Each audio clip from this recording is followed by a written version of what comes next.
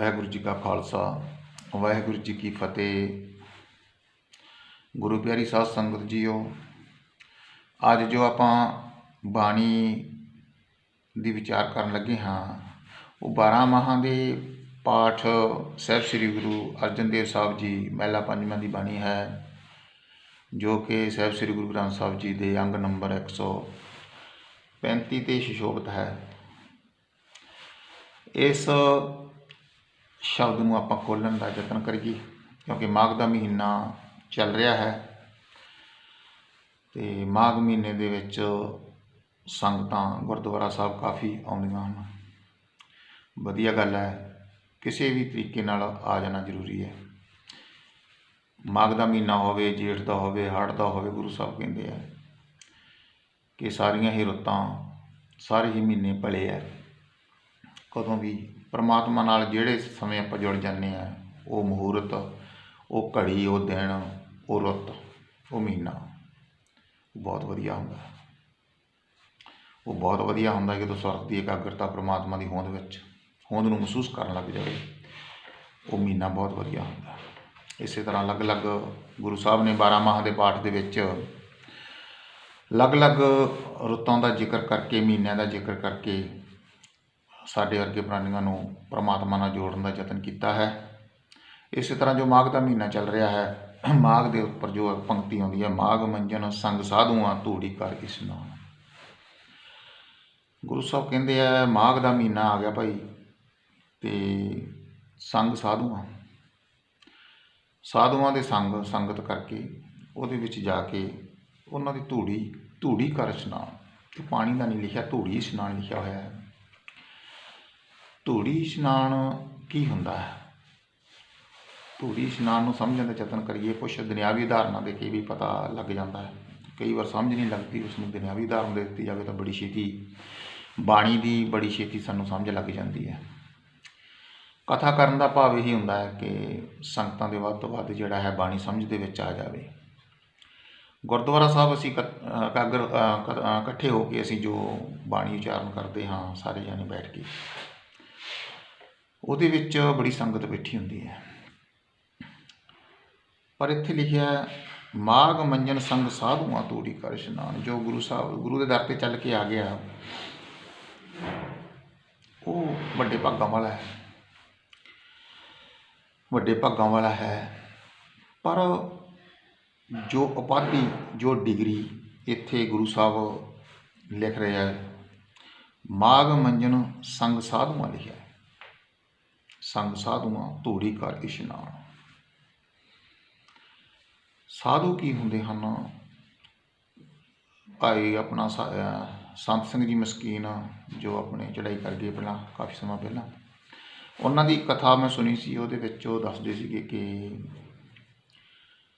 10,000 ਬੰਦਾ ਬੈਠਾ ਹੋਵੇ ਸੰਗਤ ਦੇ ਵਿੱਚ ਤਾਂ ਇੱਕ ਜਾਗਰੂਕ ਬੰਦਾ ਹੁੰਦਾ ਵਿੱਚ ਉਹਦੇ। ਜੇ 10,000 ਜਾਗਰੂਕ ਬੰਦੇ ਬੈਠੇ ਹੈ ਤਾਂ ਉਹਦੇ ਵਿੱਚੋਂ ਇੱਕ ਸਾਧੂ ਨਿਕਲਦਾ। ਜੇ 10,000 ਸਾਧੂ ਬੈਠੇ ਤਾਂ ਉਹਦੇ ਵਿੱਚੋਂ ਇੱਕ ਸੰਤ ਨਿਕਲਦਾ ਜੀ। ਇਸੇ ਤਰ੍ਹਾਂ ਗੁਰੂ ਸਾਹਿਬ ਕਹਿੰਦੇ ਹਨ ਵੀ ਜਗ ਮੇਂ ਉੱਤਮ ਕਾਢੀਏ ਵਿਰਲੇ ਕੇ। ਇਹ ਜਾਗਰੂਕ ਜਿਹੜਾ ਬੰਦਾ ਹੈ, ਜਿਵੇਂ ਗੁਰਬਾਣੀ ਦੀ ਸਮਝ ਆਉਣ ਲੱਗ ਗਈ, ਜਾਗਰੂਕਤਾ ਆ ਗਈ, ਗਿਆਨ ਆ ਗਿਆ, ਗੁਰਬਾਣੀ ਦੇ ਗਿਆਨ ਨੂੰ ਅਸੀਂ ਜੀਵਨ 'ਚ ਵਸਾ ਲਿਆ। ਜਿਹੋ ਜਿਹੀ ਬਾਣੀ ਜਿਸ ਤਰ੍ਹਾਂ ਕਹਿੰਦੀ ਹੈ, ਜਿੱਧਰੋਂ ਰੋਕਦੀ ਹੈ ਬਾਣੀ ਰੁਕ ਜਾਣਾ, ਜਿੱਧਰੋਂ ਕਹਿੰਦੀ ਹੈ ਕਰਨ ਵਾਸਤੇ ਉਹ ਕਰਨਾ। ਉਹ ਕੀ ਹੋ ਗਿਆ ਜੀ? ਜਾਗਰੂਕਤਾ ਆ ਗਈ, ਪਰ ਉਸ ਤੋਂ ਬਾਅਦ ਉਹਨੇ ਆਪਦੀ ਜੀਵਨ 'ਚ ਵਸਾ ਲਿਆ, ਤਾਂ ਆਪਦੇ ਆਪ ਨੂੰ ਸਾਧ ਲਿਆ ਕੀ ਹੈ? ਸਾਧੂ ਬਣ ਗਿਆ ਜੀ। ਜਦੋਂ ਸਾਧੂ ਬਣ ਗਿਆ, ਉਸ ਤੋਂ ਬਾਅਦ ਕੀ ਹੈ? ਜੋ ਬਖਸ਼ਿਸ਼ ਕਰਨੀ ਹੈ, ਗੁਰੂ ਸਾਹਿਬ ਨੇ, ਅਕਾਲ ਪੁਰਖ ਨੇ ਕਰਨੀ ਹੈ, ਸਾਧੂਆਂ 'ਤੇ ਬਖਸ਼ਿਸ਼ ਹੁੰਦੀ ਹੈ, ਜੋ ਉਗਾਂ ਤਰੱਕੀ ਜੋ ਮਿਲਦੀ ਹੈ, ਉਹ ਸੰਤ ਦੀ ਉਪਾਧੀ ਹੈ, ਜਿਹਨੂੰ ਚੌਥਾ ਪਦ, ਇੱਕ ਬੁੱਕ ਵੀ ਲਿਖੀ ਹੈ ਸੰਤ ਸਿੰਘ ਮਸਕੀਨ ਜੀ ਨੇ, ਚੌਥਾ ਪਦ। ਉਸ ਦੇ ਵਿੱਚ ਬਹੁਤ ਉੱਚੀ ਅਵਸਥਾ ਵਾਲੇ ਪਹੁੰਚਦੇ ਆ, ਵਿਰਲੇ ਪਹੁੰਚਦੇ ਆ ਜੀ। ਬਾਣੀ ਅਨੁਸਾਰ ਅਸੀਂ ਵਿਆਖਿਆ ਕਰ ਰਹੇ ਹਾਂ। ਉਹ ਅਵਸਥਾ ਮੈਂ ਤਾਂ ਵੇਖੀ ਨਹੀਂ ਹੈ। ਵੈਸੇ ਦੱਸ ਦੇਵਾਂ ਕਿ ਜੋ ਬਾਣੀ ਅਨੁਸਾਰ ਹੈ, ਜਿੰਨਾ ਗੁਰੂ ਸਾਹਿਬ ਨੇ ਮੱਤ ਬੁੱਧ ਦਿੱਤੀ ਹੈ, ਜੋ ਆਪਦੇ ਆਪ ਨੂੰ ਗੁਰਬਾਣੀ ਅਨੁਸਾਰ ਚੱਲਣ ਲੱਗ ਜਾਂਦੇ ਹੈ, ਤਾਂ ਚਲਦਿਆਂ ਚਲਦਿਆਂ ਕੀ ਹੁੰਦਾ, ਇੱਕ ਅਵਸਥਾ ਬਣ ਜਾਂਦੀ ਹੈ ਜਿਸ ਨੂੰ ਸੰਤ ਅਵਸਥਾ ਕਹਿੰਦੇ ਆ। ਪਰ ਇੱਥੇ ਲਿਖਿਆ ਹੈ ਕਿ ਮਾਘ ਮੰਜਨ ਸੰਗ ਸਾਧੂਆਂ, ਜਿਨ੍ਹਾਂ ਨੇ ਗੁਰਬਾਣੀ ਅਨੁਸਾਰ ਆਪਦਾ ਜੀਵਨ ਬਦਲ ਲਿਆ, ਬਾਣੀ ਵਰਗਾ ਜੀਵਨ ਜਿਨ੍ਹਾਂ ਦਾ ਹੋ ਗਿਆ ਹੈ, ਉਹਨਾਂ ਦੀ ਧੂੜੀ ਵਿੱਚ ਇਸ਼ਨਾਨ ਕਰ। ਉਹਨਾਂ ਦੀ ਧੂੜੀ, ਹੁਣ ਜੇ ਆਪਾਂ ਧੂੜ ਦੀ ਗੱਲ ਕਰੀਏ ਤਾਂ ਮਿੱਟੀ ਘੱਟੇ ਵੱਲ ਖਿਆਲ ਜਾ ਵੜਦਾ ਹੈਗਾ। ਫਿਰ ਧੂੜੀ ਹੈ ਕੀ ਚੀਜ਼? ਧੂੜੀ ਨੂੰ ਦੁਨਿਆਵੀ ਉਦਾਹਰਨਾਂ ਅਨੁਸਾਰ ਆਪਾਂ ਜੇ ਸਮਝਣ ਦਾ ਯਤਨ ਕਰੀਏ ਤਾਂ ਇਹ ਹੈ, ਕਈ ਵਾਰ ਦੇਖਿਆ, ਹੁਣ ਤਾਂ ਚਲੋ ਫਰਸ਼ਾਂ ਲੱਗ ਗਈਆਂ ਪੱਕੀਆਂ, ਥਾਂ ਥਾਂ 'ਤੇ ਸੜਕਾਂ ਵੀ ਪੱਕੀਆਂ ਹੋ ਗਈਆਂ। ਅਸੀਂ ਜਦੋਂ ਨਿੱਕੇ ਹੁੰਦੇ ਸੀ ਨਾ ਜੀ, ਅਸੀਂ ਕੀ ਕਰਦੇ ਹੁੰਦੇ ਸੀਗੇ, ਮਿੱਟੀ 'ਚ ਖੇਡਦੇ ਹੁੰਦੇ ਸੀ। ਮਿੱਟੀ 'ਚ ਖੇਡਦੇ ਹੁੰਦੇ ਸੀ, ਪਰਵਾਹ ਨਹੀਂ ਸੀ ਹੁੰਦੀ ਵੀ ਕੱਪੜੇ ਜੋ ਹੈ ਉਹ ਗੰਦੇ ਹੋ ਜਾਣਗੇ ਜਾਂ ਸਰੀਰ 'ਤੇ ਮਿੱਟੀ ਪੈ ਰਹੀ ਹੈ, ਕੋਈ ਇਨਫੈਕਸ਼ਨ ਹੋ ਜੂਗੀ। ਇਨਫੈਕਸ਼ਨਾਂ ਦਾ ਤਾਂ ਕੋਈ ਚੱਕਰ ਹੀ ਨਹੀਂ ਸੀ ਹੁੰਦਾ, ਨਾ ਇੰਨੀ ਨੌਲੇਜ ਸੀ, ਨਾ ਪਤਾ ਹੀ ਹੁੰਦਾ ਸੀ ਵੀ ਮਿੱਟੀ ਨਾਲ ਇਨਫੈਕਸ਼ਨ ਹੋ ਜਾਂਦੀ ਹੈ। ਹੁੰਦੀ ਵੀ ਨਹੀਂ ਸੀ ਵੈਸੇ, ਪਤਾ ਨਹੀਂ ਗੁਰੂ ਸਾਹਿਬ ਦੀ ਖੇਡ ਕਿਹੋ ਜਿਹੀ ਹੈ। ਮਿੱਟੀ 'ਚ ਖੇਡਣ ਨਾਲ ਤੰਦਰੁਸਤੀ ਆਉਂਦੀ ਸੀ ਸੌਂ ਦੀ, ਅਤੇ ਬੜਾ ਅਸੀਂ ਖੇਡਣਾ। ਅਤੇ ਧੂੜੀ ਫਿਰ ਜਦੋਂ ਉੱਡਦੀ ਹੈ ਤਾਂ ਉਦੋਂ ਕੀ ਹੁੰਦਾ, ਸਰੀਰ 'ਤੇ ਪੈਂਦੀ ਹੈ। ਸਰੀਰ ਦਾ ਕੋਈ ਹਿੱਸਾ ਰਹਿ ਤਾਂ ਜਾਂਦਾ ਨਹੀਂ, ਅੱਖਾਂ, ਮੂੰਹ, ਨੱਕ, ਕੰਨ ਸਾਰਿਆਂ 'ਤੇ ਪੈਂਦੀ ਹੈ ਤਾਂ। ਪਰ ਧੂੜੀ ਦੇ ਵਿੱਚ ਕੀ ਹੈ, ਇਸ਼ਾਰਾ ਕੀ ਦਿੰਦੀ ਹੈ ਕਿ ਬੱਚਾ ਆਪਣੀ ਖੇਡ ਦੇ ਵਿੱਚ ਇੰਨਾ ਜ਼ਿਆਦਾ ਹੋ ਜਾਂਦਾ, ਓਤ-ਪੋਤ ਹੋ ਜਾਂਦਾ, ਜਾਣੀ ਕਿ ਖੇਡ ਦੇ ਵਿੱਚ ਉਹਨੂੰ ਭੁੱਲ ਜਾਂਦਾ ਕਿ ਮੇਰੇ ਸਰੀਰ ਦੇ ਉੱਤੇ ਧੂੜੀ ਪੈ ਰਹੀ ਹੈ। ਇਕਾਗਰਤਾ ਇੰਨੀ ਬਣ ਜਾਂਦੀ ਖੇਡ ਦੇ ਵਿੱਚ, ਇੰਨੀ ਜ਼ਿਆਦਾ ਇਕਾਗਰਤਾ ਬਣ ਜਾਂਦੀ ਹੈ, ਉਹਨੂੰ ਐਂ ਲੱਗਦਾ ਕਿ ਬਸ ਜੋ ਕੁਛ ਹੋ ਰਿਹਾ ਉਹ ਖੇਡ ਹੀ ਹੈ ਇਕੱਲੀ। ਬਸ ਸਾਰੀ ਇਕਾਗਰਤਾ ਖੇਡ ਵੱਲ ਹੁੰਦੀ ਹੈ, ਚਾਹੇ ਕਬੱਡੀ ਖੇਡ ਰਿਹਾ, ਚਾਹੇ ਲੁਕਣ ਮਿੱਚੀ ਖੇਡ ਰਿਹਾ, ਚਾਹੇ ਕੋਈ ਵੀ ਖੇਡ ਖੇਡ ਰਿਹਾ। ਹੁਣ ਤਾਂ ਅੱਗੋਂ ਬੜਾ ਮਿੱਟੀ ਉੱਡਦੀ ਹੁੰਦੀ ਸੀ ਜਦੋਂ ਪਹੀਆਂ ਦੇ ਉੱਤੇ ਗੱਡੇ ਗੁੱਡੇ ਚੱਲਦੇ ਸੀ ਜਾਂ ਗੱਡੀਆਂ ਚੱਲਦੀਆਂ ਸੀ ਜਾਂ ਕੋਈ ਮੋਟਰਸਾਈਕਲ ਸਕੂਟਰ ਵੀ ਉਦੋਂ ਹੁੰਦੇ ਸੀਗੇ, ਚੱਲਦੇ ਸੀ ਤਾਂ ਉਹ ਪੀਕ ਜੀ ਬਣ ਜਾਂਦੀ ਸੀ ਅਤੇ ਬੜੀ ਉੱਡਦੀ ਹੁੰਦੀ ਸੀ, ਅਤੇ ਪੱਕੀਆਂ ਰਾਹ ਨਹੀਂ ਸੀ ਹੁੰਦੇ, ਧੂੜੀ ਬਹੁਤ ਉੱਡਦੀ ਸੀ। ਅਤੇ ਅਸੀਂ ਉੱਥੇ ਪਾਲਾ ਜਿਹਾ ਖਿੱਚ ਕੇ ਅਸੀਂ ਕਬੱਡੀ ਖੇਡਣ ਲੱਗ ਪੈਣਾ, ਅਤੇ ਉਹ ਸਾਡੇ ਸਾਰੇ ਧੂੜ ਪੈਂਦੀ ਹੁੰਦੀ ਸੀ। ਪਰ ਸਾਡਾ ਧਿਆਨ ਕਿੱਧਰ ਹੁੰਦਾ ਸੀਗਾ, ਪੁਆਇੰਟ ਲੈਣ ਦੇ ਵਿੱਚ ਜਾਂ ਕਬੱਡੀ ਪਾਉਣ ਦੇ ਵਿੱਚ। ਉਹਦੇ 'ਚ ਕੀ ਹੁੰਦਾ ਸੀਗਾ ਕਿ ਸਾਡਾ ਇਕਾਗਰਤਾ ਜਿਹੜੀ ਸਾਡੀ ਸੀਗੀ ਉਹ ਪੂਰੀ ਦੀ ਪੂਰੀ ਸਾਡੀ ਉਹਦੇ ਵੱਲ ਜਾਂਦੀ ਸੀ, ਗੇਮ ਵੱਲ ਜਾਂਦੀ ਸੀ, ਖੇਡ ਵੱਲ ਜਾਂਦੀ ਸੀ। ਘਰੇ ਆਏ ਨੂੰ ਜਦੋਂ ਕਹਿੰਦੇ ਹੁੰਦੀਆਂ ਸੀ, ਮਾਵਾਂ ਵੀ ਕਹਿੰਦੀਆਂ ਹੁੰਦੀਆਂ ਸੀ, ਕਿੱਥੋਂ ਲਿਬੜ ਕੇ ਆ ਗਏ ਇਹਨਾਂ, ਕਿਹੜੀ ਧੂੜ 'ਚ ਲਿਟਦੇ ਰਹੇ ਆ। ਅਤੇ ਕੌਣ ਦੱਸੇ ਮਾਂ ਨੂੰ ਵੀ, ਉਹ ਤਾਂ ਇਕਾਗਰਤਾ ਇੰਨੀ ਬਣ ਗਈ ਹੈ ਖੇਡ ਦੇ ਵਿੱਚ, ਧੂੜ ਤਾਂ ਭੁੱਲ ਹੀ ਗਏ ਸੀ। ਦੂਜੀ ਉਦਾਹਰਨ ਇੱਕ ਹੋਰ ਦੇ ਦਿੰਦੇ ਹਾਂ ਵੀ ਜਦੋਂ ਆਪਾਂ ਕਣਕ ਵੱਢਦੇ ਹਾਂ, ਕੰਬਾਈਨਾਂ ਚੱਲਦੀਆਂ ਜਾਂ ਝੋਨਾ ਵੱਢਦੇ ਹਾਂ, ਜ਼ਿਮੀਂਦਾਰ ਬੜਾ ਖੁਸ਼ ਹੁੰਦਾ। ਉਦੋਂ ਕੀ ਹੁੰਦਾ, ਵੇਂਹਦਾ ਹੈ ਬਈ ਟਰਾਲੀ ਚੜ੍ਹ ਕੇ ਵੇਂਹਦਾ ਹੈ ਵੀ ਝਾੜ ਕਿੰਨਾ ਕੁ ਦੇ ਰਹੀ ਹੈ ਕਣਕ ਜਾਂ ਝੋਨਾ ਕਿੰਨਾ ਕੁ ਹੋ ਗਿਆ, ਕਿਉਂਕਿ ਲੈਣੇ ਦੇਣੇ ਵੀ ਲਾਉਣੇ ਹੁੰਦੇ ਆ ਨਾ। ਹਾਂਜੀ, ਮਾਇਆ ਨਾਲ ਵੀ ਗੁਜਰਾਨ ਹੈ ਮਾਇਆ। ਅਤੇ ਕੀ ਕਰਦਾ ਹੈਗਾ ਜੀ, ਉਹ ਉੱਧਰੋਂ ਤਾਂ ਉਹ ਕੰਬਾਈਨ ਦਾਣੇ ਪਾਈ ਜਾਂਦੀ ਹੁੰਦੀ ਹੈ, ਅਤੇ ਹਵਾ ਕਈ ਵਾਰ ਮੁਹਾਨ ਉੱਧਰ ਨੂੰ ਹੋ ਜਾਏ, ਟਰੈਕਟਰ ਜਿੱਧਰ ਪਵਾ ਰਿਹਾ ਦਾਣੇ, ਅਤੇ ਸਾਰੀ ਧੂੜੀ ਉਹਦੇ ਉੱਤੇ ਉੱਡ ਕੇ ਪੈਂਦੀ ਹੈ। ਫਿਰ ਭੱਜ ਕੇ ਜਾ ਕੇ ਉੱਤੇ ਚੜ੍ਹਦਾ, ਦਾਣੇ ਹਟਾਉਂਦਾ, ਬਾਹਰ ਨਾ ਡੁੱਲ ਜਾਣ। ਉਹ ਧੂੜ ਵੱਲ ਨਹੀਂ ਧਿਆਨ ਹੁੰਦਾ ਉਹਦਾ, ਇਕਾਗਰਤਾ ਕਿੱਧਰ ਹੁੰਦੀ ਹੈ, ਦਾਣਿਆਂ ਵੱਲ। ਕਿੰਨਾ ਕੁ ਝਾੜ ਦੇ ਰਹੀ ਆ ਕਣਕ ਜਾਂ ਝੋਨਾ ਕਿੰਨਾ ਕੁ ਝਾੜ ਦੇ ਰਿਹਾ, ਅਤੇ ਬਾਹਰ ਨਾ ਡੁੱਲ ਜਾਣ, ਕਈ ਲੈ ਕੇ ਪੱਧਰੇ ਜੇ ਕਰਦਾ, ਧੂੜ ਬੜੀ ਪੈ ਜਾਂਦੀ ਹੈ, ਐਨ ਵੇਖਣ ਵਾਲਾ ਹੁੰਦਾ ਉਦੋਂ। ਕਹਿਣ ਦਾ ਭਾਵ ਕੀ ਹੈ ਕਿ ਉਦੋਂ ਕਿਸਾਨ ਦੀ ਦਾਣਿਆਂ ਵੱਲ ਇਕਾਗਰਤਾ ਬਣੀ ਹੁੰਦੀ ਹੈ।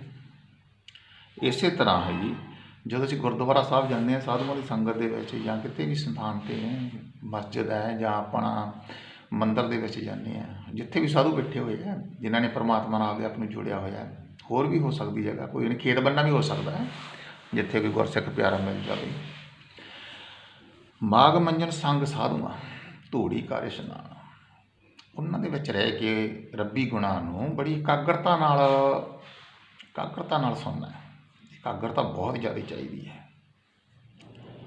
ਗੁਰਦੁਆਰਾ ਸਾਹਿਬ ਜਾ ਕੇ ਅਸੀਂ ਜਦੋਂ ਬੈਠ ਜਾਂਦੇ ਹਾਂ, ਬਾਣੀ ਪੜ੍ਹਦੇ ਹਾਂ, ਬਾਣੀ ਸੁਣਦੇ ਹਾਂ, ਸਾਡੀ ਇਕਾਗਰਤਾ ਬਾਣੀ ਵੱਲ ਬਹੁਤ ਜ਼ਿਆਦਾ ਚਾਹੀਦੀ ਹੈ। ਜਿਸ ਤਰ੍ਹਾਂ ਬੱਚੇ ਦੀ ਗੇਮ ਵੱਲ ਸੀ, ਅਤੇ ਕਿਸਾਨ ਦੀ ਦਾਣਿਆਂ ਵੱਲ ਇਕਾਗਰਤਾ ਬਹੁਤ ਜ਼ਿਆਦਾ ਸੀ, ਅਤੇ ਫਸਲ ਵੱਲ ਬਹੁਤ ਜ਼ਿਆਦਾ ਇਕਾਗਰਤਾ ਸੀ। ਪੂਰੀ ਇਕਾਗਰਤਾ ਨਾਲ ਕੰਮ ਕਰਦਾ, ਉਹਨੂੰ ਧੂੜ ਦੀ ਪਰਵਾਹ ਨਹੀਂ ਹੁੰਦੀ ਵੀ ਧੂੜ ਪੈ ਰਹੀ ਹੈ ਉੱਤੇ।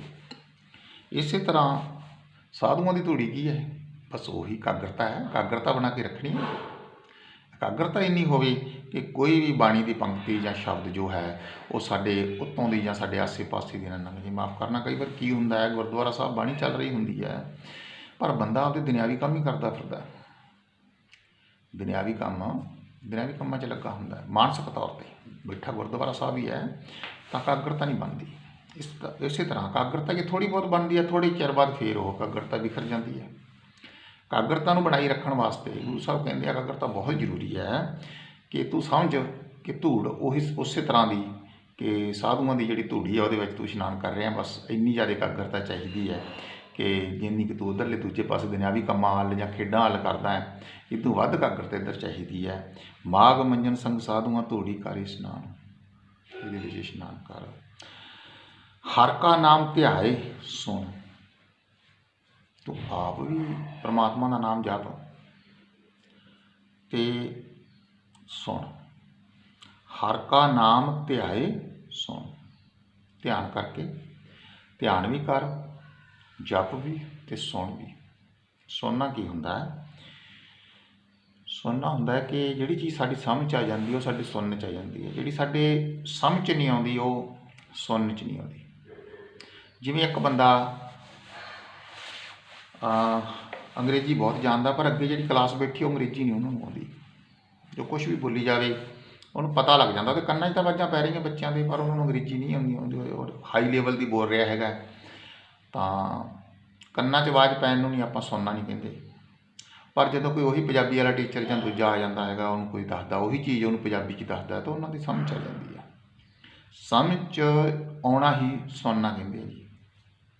ਜੇ ਸਮਝ 'ਚ ਨਹੀਂ ਆਇਆ ਤਾਂ ਸੁਣਨ 'ਚ ਨਹੀਂ ਆਇਆ। ਪਹਿਲਾਂ ਵੀ ਉਦਾਹਰਨ ਦਿੱਤੀ ਸੀ, ਇੱਕ ਉਦਾਹਰਨ ਹੋਰ ਦੇ ਦਿਆਂ ਕਿ ਜਿਵੇਂ ਕੋਈ ਘਰੇ ਬਜ਼ੁਰਗ ਬੈਠਾ ਹੈਗਾ ਅਤੇ ਪਾਣੀ ਦੀ ਤੇਹ ਲੱਗੀ, ਉਹਨੂੰ ਕਹਿੰਦਾ ਬੀਬਾ ਆਪਦੀ ਬੇਟੀ ਹੈ ਜਾਂ ਨੂੰਹ ਹੈ, ਉਹਨੂੰ ਕਹਿੰਦਾ ਵੀ ਬੇਟਾ ਪਾਣੀ ਦਾ ਗਲਾਸ ਫੜਾਇਆ ਜੀ। ਸਾਰਾ ਪਰਿਵਾਰ ਹੋਰ ਵੀ ਬੈਠਾ ਹੈ, ਪੁੱਤ ਧੀਆਂ ਹੋਰ ਵੀ ਬੈਠੇ ਆ, ਪੁੱਤ ਪੋਤੇ ਵੀ ਬੈਠੇ, ਹੋ ਸਕਦਾ ਵੀ ਉਹ ਕੋਈ ਸੀਰੀਅਲ ਦੇਖ ਰਹੇ ਹੋਣ ਜਾਂ ਕੋਈ ਚੱਲ ਰਿਹਾ ਹੋਵੇ, ਆਪਣਾ ਕੋਈ ਸੀਰੀਅਲ ਉਹੋ ਜਿਹਾ ਚੱਲ ਰਿਹਾ ਹੋਵੇ, ਸਾਰੇ ਬੈਠੇ ਉਹਦੇ ਆਸਾ ਠੇਠਾ ਕਰੀ ਜਾਂਦੇ ਆ, ਉਹ ਕੋਈ ਗੱਲ ਨਹੀਂ ਸੁਣਦਾ ਉਹਦੀ, ਸਾਰੇ ਆਪਦੇ ਉੱਧਰ ਉਹ ਨਾਟਕ 'ਚ ਟਕਾਲੇ ਲੱਗੇ ਹੋਏ ਆ, ਸੁਰਤ ਉੱਧਰ ਲੱਗੀ ਹੋਈ ਹੈ ਨਾ ਤਾਂ ਕਰਕੇ, ਅਤੇ ਉਹ ਬਾਪੂ ਦੀ ਗੱਲ ਨੂੰ ਸੁਣਿਆ ਅਣਸੁਣਿਆ ਕਰ ਦਿੰਦੇ ਨੇ।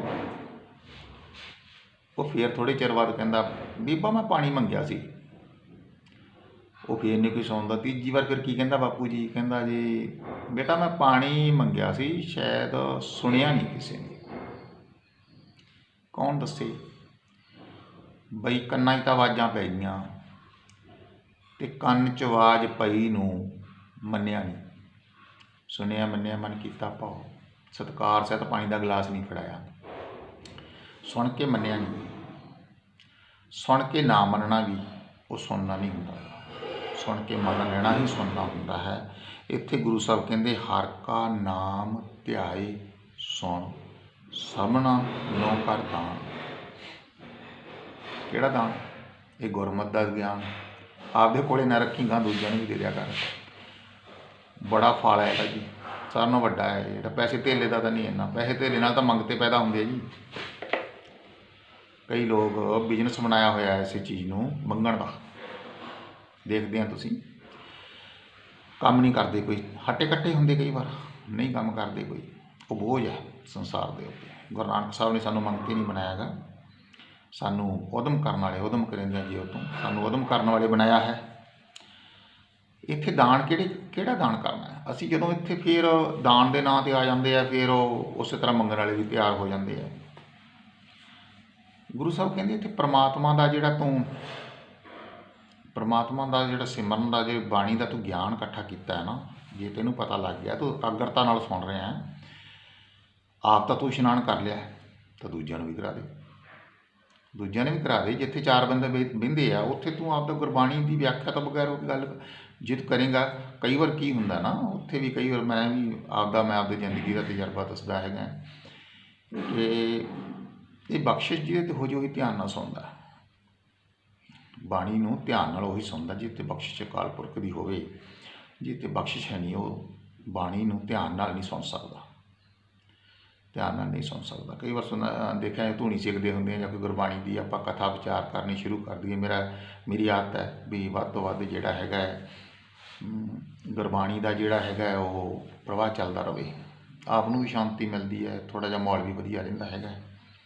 ਤਾਂ ਕਈ ਵਾਰ ਵੇਖਦੇ ਹਾਂ ਕਿ ਬਾਣੀ ਇੰਨਾ ਬਹਿਮੁੱਲਾ ਖਜ਼ਾਨਾ ਰਤਨ ਹੈਗੇ ਸਾਡੇ, ਉਦੋਂ ਬਾਅਦ ਕਿਸੇ ਦਾ ਕੋਈ ਫੋਨ ਦੀ ਘੰਟੀ ਖੜਕਦੀ ਹੈ ਤਾਂ ਉਹ ਬਾਣੀ ਛੱਡ ਕੇ ਸਾਰਿਆਂ ਦੇ ਸਾਹਮਣੇ ਜੀ ਉਹ ਫੋਨ ਲੱਗ ਕਰਨ ਨੂੰ ਬੈਠ ਜਾਂਦਾ। ਬਾਣੀ ਦਾ ਸਤਿਕਾਰ ਨਹੀਂ ਹੁੰਦਾ ਉਹਦੇ ਕੋਲ।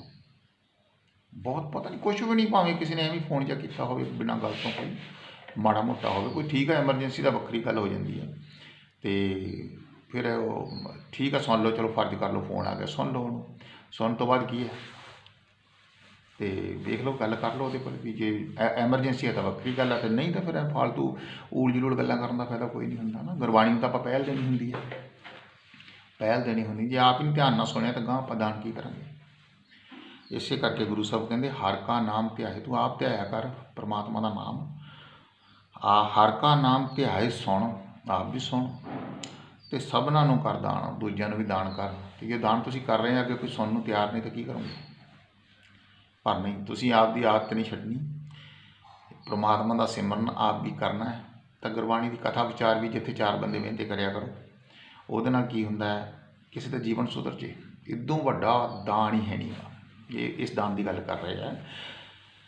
ਜਿਵੇਂ ਕੋਈ ਪੰਕਤੀ ਆਉਂਦੀ ਹੈਗੀ ਹੈ ਕਿ ਇਤਮਦ ਮੂਲ ਨਾ ਪੀਛੇ ਜਿੱਤੇ ਬਹੁਤੇ ਖੱਟੀਏ ਵਕਾਰ। ਗੁਰੂ ਸਾਹਿਬ ਕਹਿੰਦੇ ਸ਼ਰਾਬ ਨਹੀਂ ਪੀਣੀ ਚਾਹੀਦੀ, ਸ਼ਰਾਬ ਜਿਹੜੀ ਹੈ ਵਕਾਰਾਂ ਦੀ ਮਾਂ ਹੈ। ਇਹ ਬਾਣੀ ਆਪਾਂ ਸਮਝ ਲਈ ਕਿ ਮੱਧ ਸ਼ਰਾਬ ਨੂੰ ਕਹਿੰਦੇ ਆ, ਕਿ ਬਿਲਕੁਲ ਨਹੀਂ ਪੀਣੀ ਚਾਹੀਦੀ। ਇਹਦੇ ਨਾਲ ਬੜੇ ਵਕਾਰ ਪੈਦਾ ਹੁੰਦੇ ਆ, ਮਨ ਦੇ ਵਿੱਚ ਵੀ ਚੱਲਦੇ ਆ, ਸਰੀਰ ਵੀ ਨਸ਼ਟ ਹੁੰਦਾ ਅਤੇ ਦਿਮਾਗ ਵੀ ਨਸ਼ਟ ਹੁੰਦਾ, ਖਿਆਲ ਵੀ ਨਸ਼ਟ ਹੁੰਦੇ ਚੰਗੇ। ਅਤੇ ਸਾਨੂੰ ਬਾਣੀ ਤੋਂ ਸੋਝੀ ਮਿਲਦੀ ਹੈ। ਤਾਂ ਜਦੋਂ ਆਪਾਂ ਇਹ ਪੰਕਤੀ ਪੜ੍ਹੀ ਤਾਂ ਉਹਦੇ ਨਾਲ ਕੀ ਹੁੰਦਾ, ਕਿਸੇ ਦਾ ਜੀਵਨ ਸੁਧਰ ਜਾਂਦਾ, ਜੀਵਨ ਸੁਧਰ ਜਾਂਦਾ ਹੈ। ਕੋਈ ਬਾਣੀ ਸੁਣ ਕੇ ਸ਼ਰਾਬ ਛੱਡ ਦੇਵੇ, ਕਿੱਡਾ ਵੱਡਾ ਦਾਨ ਹੈ ਜੀ।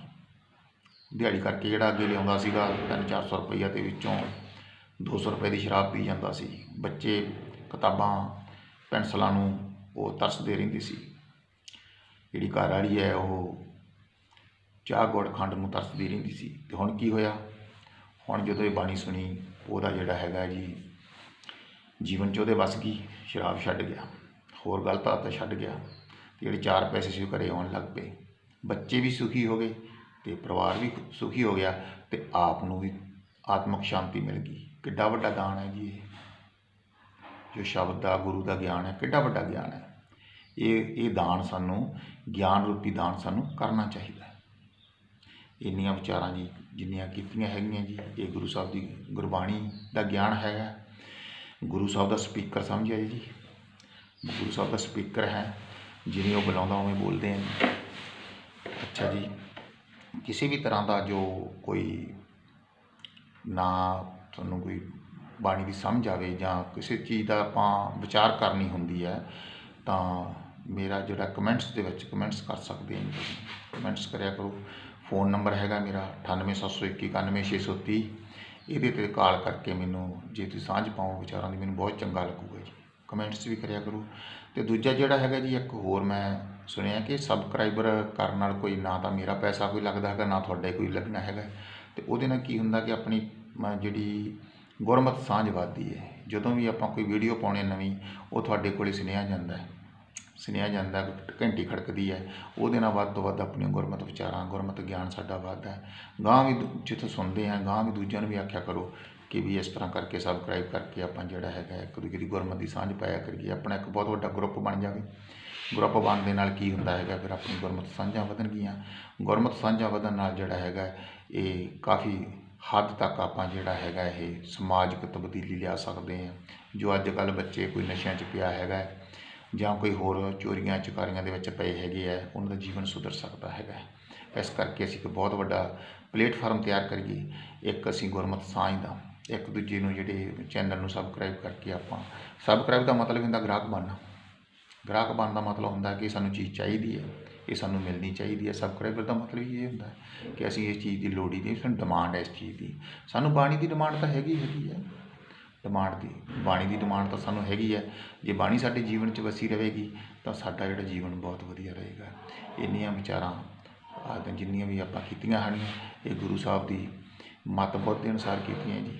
ਕੋਈ ਗਲਤੀ ਹੋਵੇ ਤਾਂ ਮੇਰੀ ਝੋਲੀ ਵਿੱਚ ਪਾ ਦੇਣੀ। ਅਤੇ ਗਿਆਨ ਜੋ ਗੁਰੂ ਦਾ ਹੈ, ਇਹ ਗੁਰੂ ਨੂੰ ਸ਼ੁਸ਼ੋਭਿਤ ਦਾ ਗਿਆਨ ਗੁਰੂ ਦਾ ਹੈ। ਵਾਹਿਗੁਰੂ ਜੀ ਕਾ ਖਾਲਸਾ, ਵਾਹਿਗੁਰੂ ਜੀ ਕੀ ਫਤਿਹ।